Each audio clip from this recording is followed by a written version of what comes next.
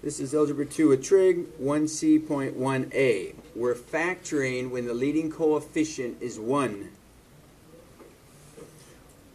In terms of vocabulary, a monomial is an expression that is a number or a variable or a product of a number with a variable. So 3 is considered a monomial, or 3x is considered a monomial. 3x squared is considered a monomial. Anything you multiply together is considered a monomial. A binomial is when you have the sum of two monomials.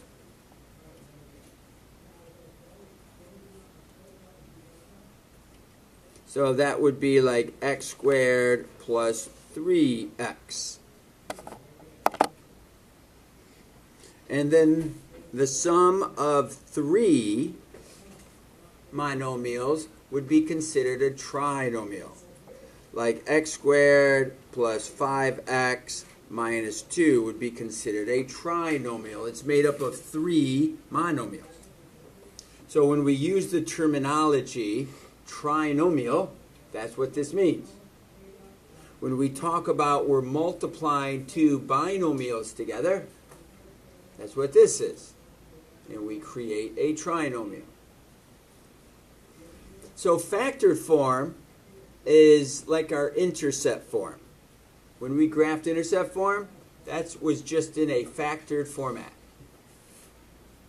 And then we learned about FOIL, that multiplied the front, so we got x squared, multiplied the outer, so we got 8x, multiplied the inner, so we had negative 7x, and multiplied the last, so we had negative 56. And 8 and negative 7 makes a positive 1. So by using FOIL, we converted it over to standard form of a quadratic, or what we can consider expanded. It's expanded when it's all multiplied out. It's factored when you pull it apart. So what we're going to be doing is going in the opposite direction. We're going to take the standard form and turn it into intercept form. We're going to take expanded and turn it factored. So what we're doing today is working with a leading coefficient of 1. That's the main thing. That's what makes it so easy. It's an easy one if the leading coefficient is a 1. All we have to think about is what multiplies to be the c value, the constant, and what adds to be the b value. That's what we have to come up with. So we'll come on down here and we have example A.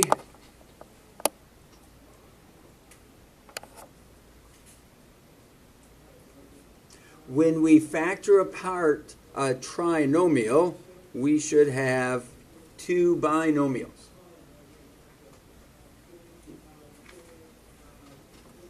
When we multiply, if we're trying to work backwards, and we're taking our two binomials and we're going to turn it into a trinomial, thinking about FOIL. Okay, so we're multiplying the front. How can we get x squared? What would they both have to be? They'd have to be an x times an x. That's all you got to think about. And then what are you going to multiply to make your 2? The only way you can multiply is to say 1 and 2, or maybe 2 and 1. It's the only way. Now what you want to do is check to see if the outer, which is 2x, and the inner, which is 1x, does that make 3x? Of course it does. Notice that when we multiplied our two numbers together, we had a positive. To get a positive, your two signs have to be the same. Either both positive or both negative. For you to add to be a positive, the larger number had to be positive. Okay, so if the larger number is positive and they both have to be the same, of course they're both going to be positive. So you factored it apart. And you can check it, remember, by doing FOIL. Outer, or that was front, and then outer, inner, and last. Collect your like terms together. And that matches what you started with. So you checked it. The correct answer that we're looking for is in factored form. But if you want to go back and check it, that would logically make sense. Let's come on over here to the next one. You're trying to come up with what multiplies to be 4 and adds to be negative 4. Go ahead and think about that.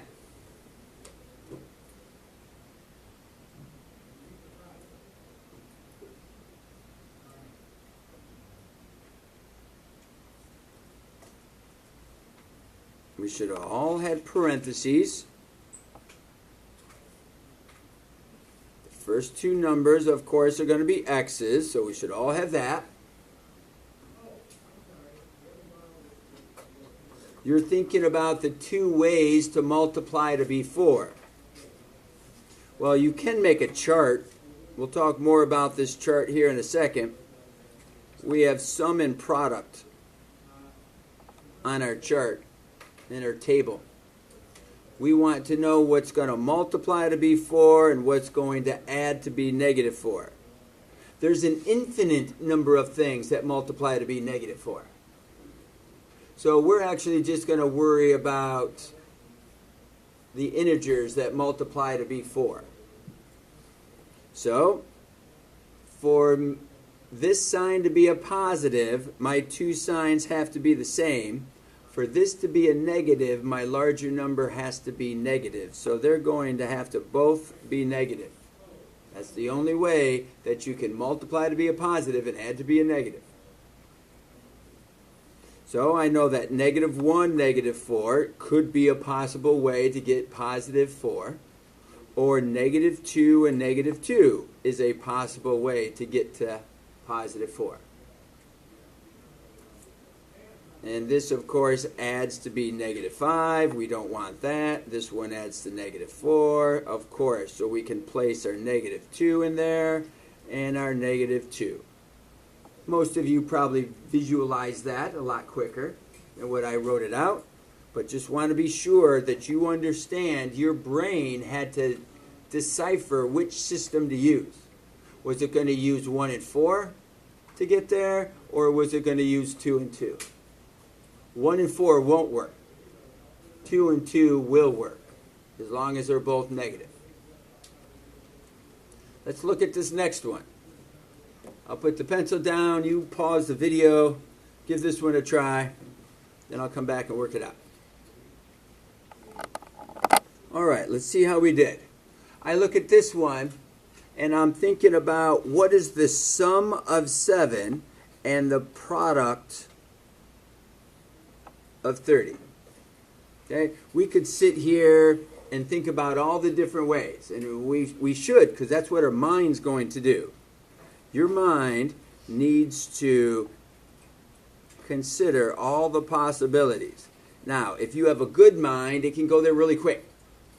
But if you have a mind that has a little trouble breaking it down and keeping it organized and remembering what you've tried already, this sum and product table can really help you. We're going to definitely use this sum and product table tomorrow. So you want to understand how it works, because I'm going to refer to it a lot. Today you can probably get away without it. But our product is negative 30. Our sum is positive 7. I see that the two signs have to be different to multiply, so I like to write them down. The signs are going to be plus and minus for our products. Or I guess those would be called factors. And I know my larger number has to be positive, so I like to circle that just to remind me what I'm doing, limiting all my options. So my smaller number is going to be negative and my larger number is going to be positive. And I can come through here and I'm going in order, notice. I'm going 1 times 30, 2 times 15, 3 goes into 30, 4 doesn't even go in, so I'm not even going to consider that, not evenly. 5 goes in, and then I'm starting to repeat my numbers backwards. 6 goes in times 5, and 10 goes in times 3. So these are my only options. Some people don't like to write them in order. They just want to write down the ones that they think are most important. But when you do that, then you forget which ones did you try or what haven't you tried. If you just go in order, it's going to work out for you. You'll be much happier in the end if you just follow the process. So this becomes 29. This becomes 13. You don't have to write these all out if you don't need to. You only have to do what you need to do. So this is why we're using negative 3 and 10, because it does add to be positive 7. It multiplies to be negative 30. And in my parentheses, x minus 3, you've already done the work, x positive 10. The only reason we're allowed to drop this in is that my leading coefficient is a 1. That's why we can take it from the table and put it in the parentheses. Tomorrow we can't do that, but today we can. So we factored it. It does not matter if you put them in the opposite order. X plus 10, x minus 3 would be just fine. All right, let's go ahead and look at D. What do you notice about D? We have a leading coefficient here. I didn't think we were going to do a leading coefficient. Anybody notice something else? All the numbers are even. So we can factor out the 2 out of all 3 numbers. This number that we pulled out there, because it came out of all of them, this is called a GCF, called a greatest common factor.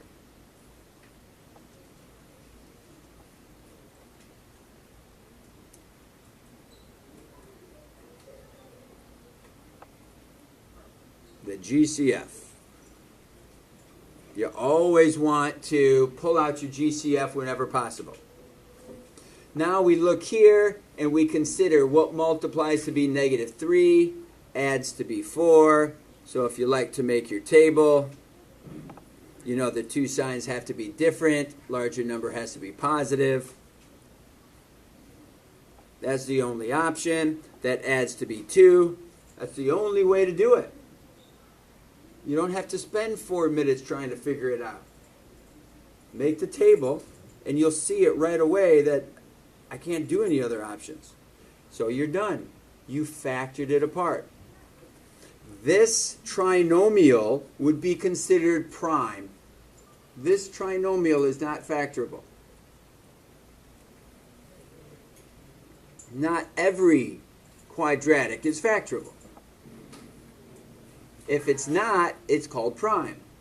So this trinomial inside the parentheses is prime. But we wouldn't say this problem is prime because we had a GCF. So you pull the GCF out, and that's your answer. You factored it. Let's try the next one. We see the negative sitting in front. Never try to factor with a negative in front. Mathematically, it can be done. Negative p and positive p multiply together to be negative p squared. But then all your signs are backwards. It would mathematically work. But my suggestion to you is to always use that as a GCF, but you got to pull it out of all 3 pieces, all 3 terms. So that's going to make this a negative 24p and a positive 144.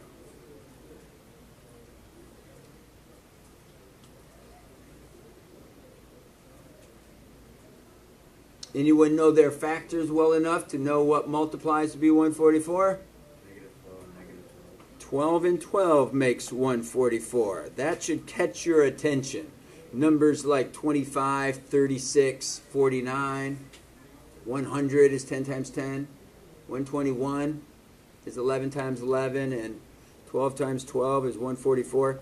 So you just want to make yourself as familiar as you can. The positive tells you that the two signs have to be the same. The negative tells you that the larger number has to be negative. So, of course, they both have to be negative.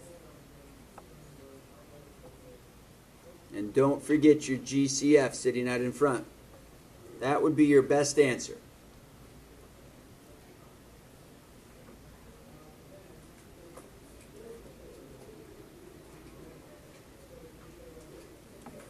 So I'll put my pencil down again, pause the video, go ahead and you try letter F.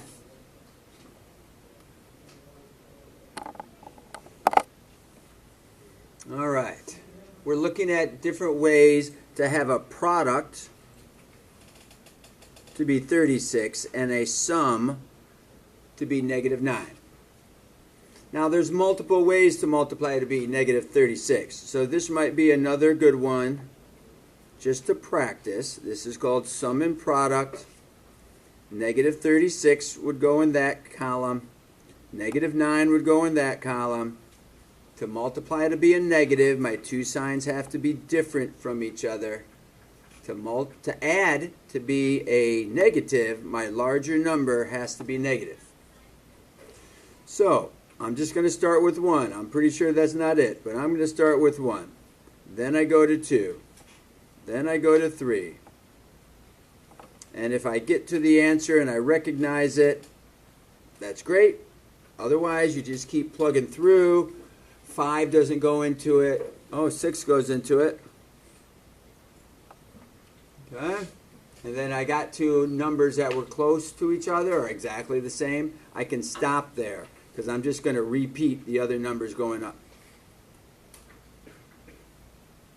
So, of course, this one adds to be 35. This one adds to be negative 16, negative 9. Ding, ding, ding, we found it. Negative 5, and 0. So, of course, this is the one we want. I didn't have to think too much. You're making your sum and product table. If you go right in order, you're going to find the answer.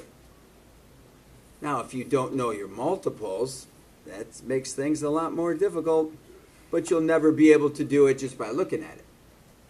If you don't know your multiples, that's why we learned them in elementary.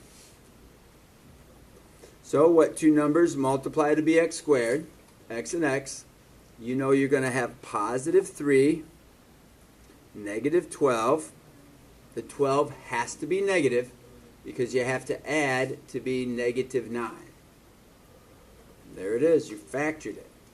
Notice there's no equal signs. This is not an equaling problem. We're not solving. We're only factoring. All right. Now we come down to some special patterns. This first pattern, some people abbreviate it as the difference of two squares. The difference of two squares. Notice what we have. We have the minus, which is difference. We have a squared and b squared. What's different about this? All the other examples were trinomials. This is the only example so far that we've had which is a binomial. But a binomial can be made up of two binomials. What two have to be multiplied to become a squared? A times a makes a squared. And at the end, what two numbers have to be multiplied to get the last term? And the signs are going to have to be different to multiply to be a negative. What happens if we were to multiply that out? Let's take a look. You can always check all of your work. So if we have a plus b and a minus b, let's see what happens. Multiply here, we get a squared. Multiply there, we get negative a times b. Here we get positive a times b. And then there we get, signs are different, so it's negative. B times b is b squared. These two are going to cross out because they're exactly the same but with different signs. So we're left with a squared and we're left with negative b squared. So that's what we started with. So that's why it works. All right, so let's come on down here and try it. This is the difference of two squares. X squared is a perfect square. That's because you can take the square root of it. Square root of x squared is x.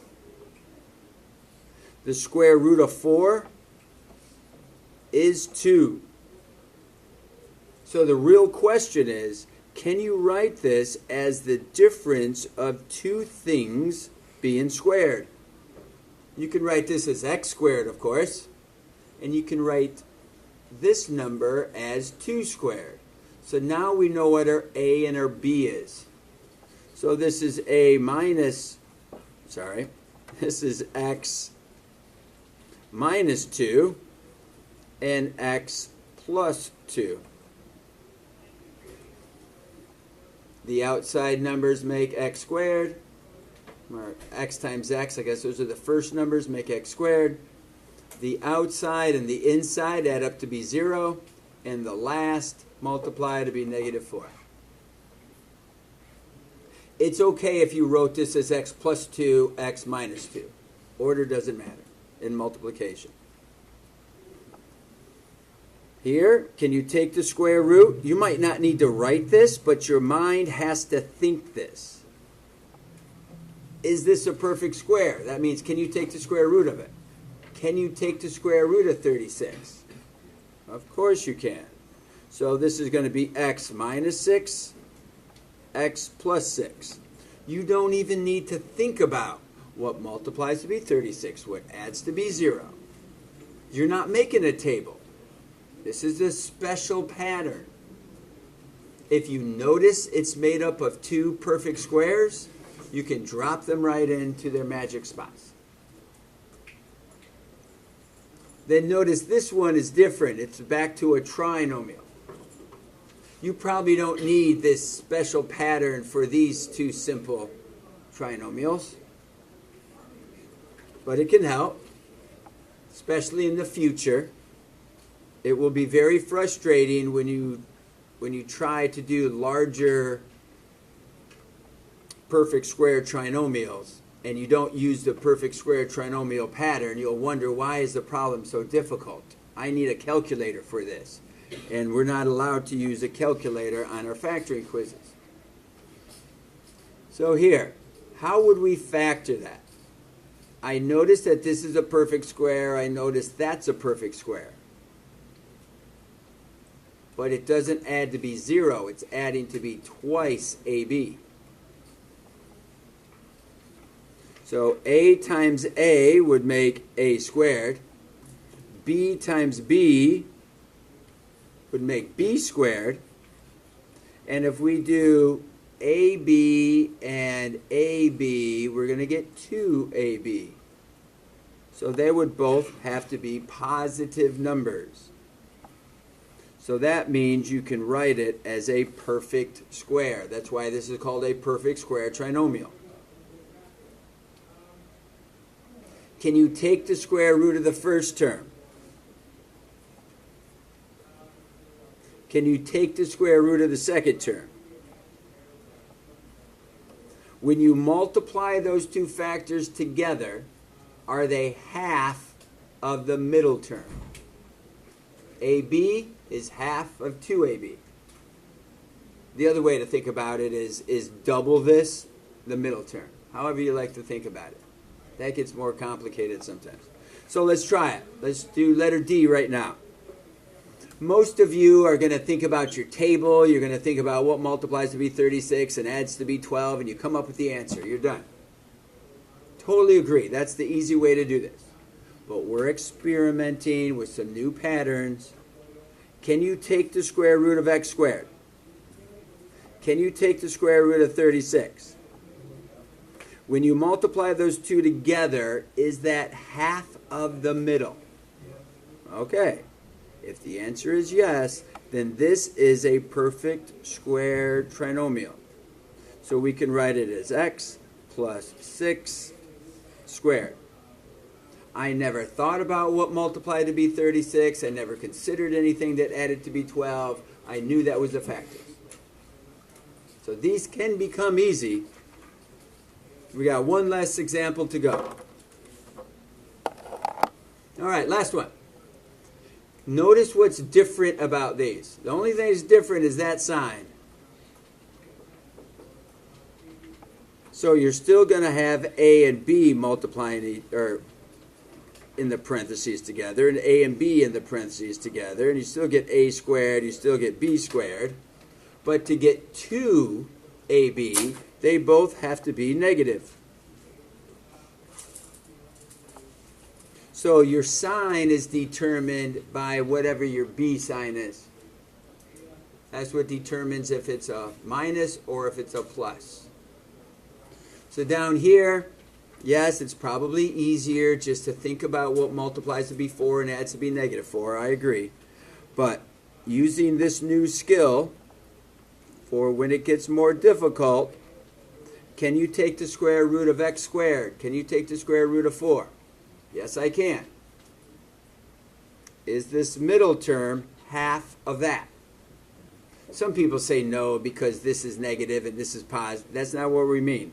We have a 4, we have a 2. Is 2 half of 4? Yes. So, because that's a negative, it's going to be x minus 2 quantity squared. And we don't have to worry about or even consider all the different multiples. So that's what happens when a is equal to 1.